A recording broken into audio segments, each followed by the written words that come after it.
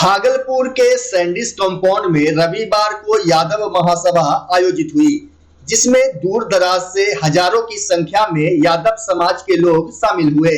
कार्यक्रम की शुरुआत ओबीसी अध्यक्ष जगदीश यादव के द्वारा दीप प्रज्वलित कर की गई।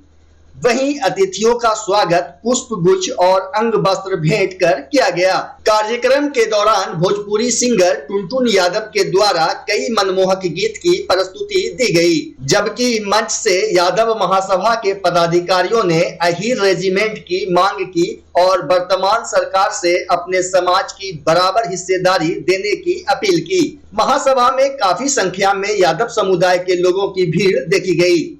आज उसका ये परिणाम है। तो आज यादव में जो एक सत्ता की ताकत इनको मिली है, जो सभी पार्टियां आज मोहम्मद यादव को मुख्यमंत्री बनाया, तो वो जो बिहार के अंदर आपकी जनगणना हुई है, जातीय जनगणना, ये सब उसका परिणाम है।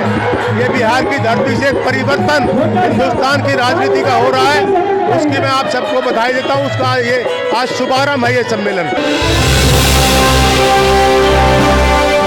भागलपुर जिला एथलेटिक्स एसोसिएशन का 25 साल पूरा होने के उपरांत सिल्वर जुबली समारोह का आयोजन 24 से 25 दिसंबर को सैंडिस कंपाउंड स्टेडियम में मनाया जा रहा है, जिसमें पूरे भागलपुर से लगभग 1000 बच्चे दौड़, ऊंची कूद, गैम्बलिंग सहित 54 इवेंट में शामिल हुए, जिसका विधिवत उद्घाटन आज किया गया। कार्यक्रम का उद्घाटन बिहार सरकार के पूर्व कैबिनेट मंत्री नरेंद्र नारायण यादव ने किया। वहीं मुख्य अतिथि के रूप में पुलिस प्रशिक्षण संस्थान के प्राचार्य मिथिलेश कुमार, वरिष्ठ अतिथि अपर समाहर्ता मोहम्मद महफूज आलम और अनुमंडल पदाधिकारी धनंजय कुमार थे। कार्यक्रम के दौरान जिला एथलेटिक्स एसोसिएशन इकाई भागलपुर के अध्यक्ष जेड हसन, उपाध्यक्ष शिशुपाल भारती, संघ के सचिव नसर आलम एवं परवीन झा के अलावा दर्जनों पदाधिकारी और सैकड़ों खिलाड़ी मौजूद थे। भागलपुर एथलेटिक्स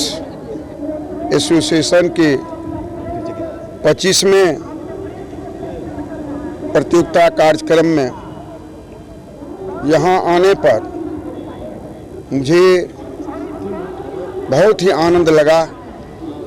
1968 में मैं भी टीएनबी कॉलेज का छात्र रहा और सैंडिस कंपाउंड बराबर हम लोग यहाँ आते थे, और ख़ास करके जो हमारे अध्यक्ष हैं जेड हसन साहब, जो हमारे यहाँ उदा किशनगंज में अनुमंडल पदाधिकारी के पद पर है, उन्होंने इस कार्यक्रम को अपने सहयोगों के साथ धरती पर उतारने का काम किया है।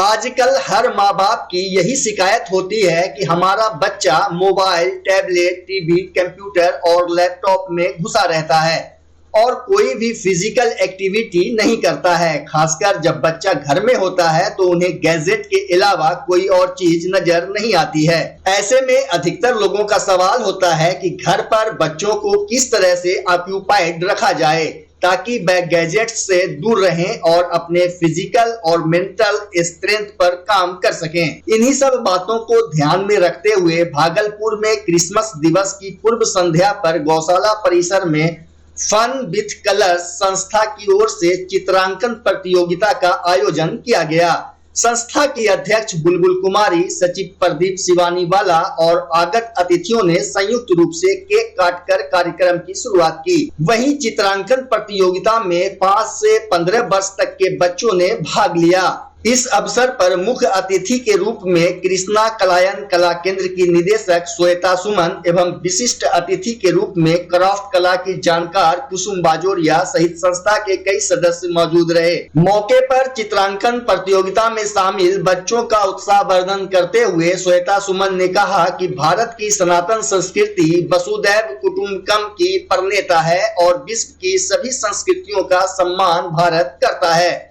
उन्होंने बताया कि इस तरह की प्रतियोगिता बच्चों को स्वस्थ एवं रचनात्मक मानसिक वातावरण देती है। जबकि अध्यक्ष बुलबुल कुमारी ने कहा कि ये आयोजन खासकर बच्चों के लिए है। साथ ही उन्होंने बताया कि चित्रांकन प्रतियोगिता का मुख्य उद्देश्य छोटे बच्चों और किशोरों को मोबाइल से दूर रखना है।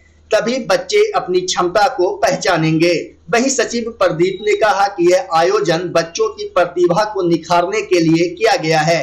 चित्रांकन प्रतियोगिता में विजय प्रतिभागी आरब डोकानिया, सुहानी अग्रवाल और मानवी नवदीप को पुरस्कृत किया गया, जबकि प्रतियोगिता में शामिल सभी प्रतिभागियों को प्रमाण पत्र दिया गया। इस अवसर पर सम्राट, प्रकाश हलवाई, कन्हैया कुमार, प्रिया वर्मा, रीमा सिंघानिका समेत काफी संख्या में बच्चों के अभिभावक और संस्था के सदस्य मौजूद रहे। सब जानते हैं कि बच्चों की सक्रियता और उनके क्रिएटिव माइंड के लिए इस तरह की प्रतियोगिताएं बहुत ज़रूरी हैं, क्योंकि बच्चे एक तरह के मोनोटोनस लाइफस्टाइल में बहुत ही एक प्रेशर का अनुभव करते हैं। लेकिन जब इस तरह के आयोजन होते हैं तो बच्चों की मानसिक एक जो मेंटल हेल्थ है उसके लिए इस तरह के आयोजन बहुत ही सकारात्मक परिवेश का निर्माण करते हैं। इसीलिए और इनका जो कंसेप्ट है मैंने देखा कि हेल्प द नीडी, यानी कि ये बहुत ही अच्छा कंसेप्ट है कि क्रिएशन भी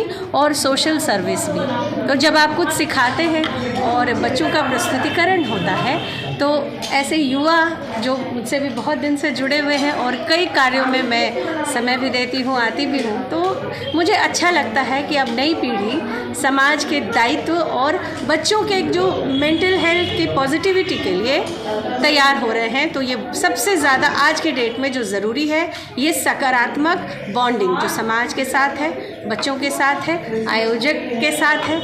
तो मैं फिर से शुभकामना देती हूँ कि ऐसे आयोजन होते रहे, हम लोग इसका हिस्सा बनते रहें और बहुत बहुत ब्लेसिंग्स। हाँ, ये ड्राइंग कंपटीशन है जो बच्चे अपनी कला के माध्यम से अपनी क्रिएटिविटी को दिखाते हैं और ये स्पेशली है नीडी पीपल के लिए। जो भी यहाँ से ये तो होते हैं तो वो नीडी पीपल के पास जाते हैं और हम जो बच्चे नीडी हैं उनकी हम हेल्प करते हैं। कहाँ से बच्चे आए हैं? बच्चे ये भागलपुर के ही हैं, भागलपुर से आए हैं। क्रिसमस डे के क्रिसमस डे सेलिब्रेशन के उपलक्ष्य में आज ड्राइंग कंपटीशन रखा है। इसमें बच्चों को गेम्स भी खिलाया जाएगा और केक कटिंग का प्रोग्राम है एंड बच्चे अपनी क्रिएटिविटी दिखाएंगे। और बच्चों को प्रोत्साहन के लिए क्या क्या है? बच्चों लोग के प्रोत्साहन के लिए यहाँ पे गेम रखा गया है, बच्चे एंजॉय करेंगे और कुछ गिफ्ट डिस्ट्रीब्यूशन होगा। ड्राइंग कंपटीशन हो रहा है, इससे बच्चे के अंदर जो टैलेंट बच्चे का बाहर निकल के आएगा उससे। और बच्चे लोग को हम लोग बराबर प्रोग्राम करवाते रहते हैं ड्राइंग कंपटीशन। इस बच्चे जिसमें जो बच्चे पार्टिसिपेट लेंगे सारे बच्चे को चॉकलेट, टॉफ़ी और सर्टिफिकेट और गिफ्ट दिया जाएगा। कितने बच्चे इसमें पार्टिसिपेट? 40 स्टूडेंट लगभग आए हैं, उन्होंने पार्टिसिपेट लिया। कहाँ से आए? भागलपुर 6 से है, नाथनगर, आदमपुर, कोतवाली चौक, सारे आसपास एरिया से बच्चे आए हैं। भागलपुर के गांधी शांति प्रतिष्ठान केंद्र में अखिल भारतीय युवा विकास मोर्चा के द्वारा एक दिवसीय चिंतन शिविर का आयोजन किया गया। कार्यक्रम की अध्यक्षता SMS मिशन के प्रिंसिपल कौशल किशोर सिंह ने की। इसके बाद अतिथियों का स्वागत माला पहनाकर किया गया। वहीं कार्यक्रम की रूपरेखा बताते हुए संस्था के संस्थापक अध्यक्ष पंकज ने कहा कि संगठन का मुख्य उद्देश्य समाज के युवाओं को आगे बढ़ाना है और उनका मानसिक विकास करना है। जबकि कौशल सिंह ने कहा कि वर्तमान परिवेश में युवाओं को तकनीकी रूप से आगे बढ़ाना होगा। इस अवसर पर अमरेश कुमार, प्रकाश चंद्र गुप्ता, तकी अहमद जावेद, महबूब आलम, पंकज कुमार सिंह, मदन कुमार, परवीन कुमार, वासुदेव भाई, अब्दुल करीम सहित कई लोग मौजूद थे। हमारा इस संगठन का मुख्य उद्देश्य है अखिल भारतीय युवा विकास मोर्चा का कि समाज के अंदर युवाओं में जो दिन प्रतिदिन उनकी भावनाएं जागृत हो रही है उसको जो है जागरूक करना और समाज में विकासशील कार्यों को बढ़ावा देना, ताकि आने वाला जो समय है उसमें हर युवा अपने आप को जो है सशक्त महसूस कर सके। बच्चा जब जन्म लेता है तो कई बार बच्चा तुरंत नहीं रोता है, रोने में देर हो जाता है। ऐसे में बच्चा क्षतिग्रस्त हो जाता है और उसके बचने की संभावना कम हो जाती है। और यदि बचा तो भविष्य में उसमें विकलांगता की समस्या आती है, जिसे CP कहते हैं, जिसका कोई माकूल इलाज नहीं है और ज़िंदगी भर बच्चा विकलांगता से जूझ सकता है। ऐसे में पूरे संसार में कूलिंग थेरेपी का सहारा लिया जाता है। जन्म से ठीक 6 घंटा के अंदर यदि उसको कूलिंग थेरेपी दिया जाए तो उससे उसका सीपी की समस्या कम होती है और बचने की भी संभावना बढ़ती है। पहली बार बिहार झारखंड में आपके शहर के स्नेह नवजात शिशु बाल सेवा केंद्र में यह मशीन उपलब्ध है। कभी भी ऐसी बात हो कि बच्चा रोने में विलम्ब हो गया तो आप स्नेह नवजात शिशु बाल सेवा केंद्र में जरूर संपर्क करें।